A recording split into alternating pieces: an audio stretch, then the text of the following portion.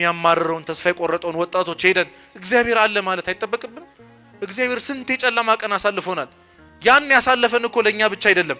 ዛሬ ጨለማ ውስጥ ያሉትን ሰዎች ሄደን እኔን እኮ ከዚህ ጨለማ ወጥቶኛል እግዚአብሔር አንተንም ያወጣሃል አይዞ ወንድሜ ተስፋ አትቁረጥ ማለት ያስፈልጋል። ዛሬ ስንት ወጣቶች ናቸው ራሳቸውን የሚያጠፉት? እኛ የተማርነውን የተቀዳብንን መቅጃ ሆነን የተቀዳብንን ውሃ ማቀበል ስላቃተን ብቻ የተሰበርን መቅጃዎች ስለሆንን ዛሬ ዲያብሎስ በእግዚአብሔር ፊት ጌታ ሆይ መቅጃ እኮ የለህም። የምታያቸው ሰዎች ሁሉ ዛሬ ከተማርክ በኋላ ሲወጡ ይረሱታል። ትዝ አይለንም። አሁን ቤታችን ስንሄድ ሌላ ነገር ነው ትዝ የሚለን። እዚህ ቁጭ ብለን እራት ስለመስራት የምናስብ ሰዎች አሉ። ምንም አያገባንም። እኛ ወጣቱ ያለበት ሁኔታ ወንድሞቻችን እህቶቻችን ያሉበት ሁኔታ አያሳስበንም።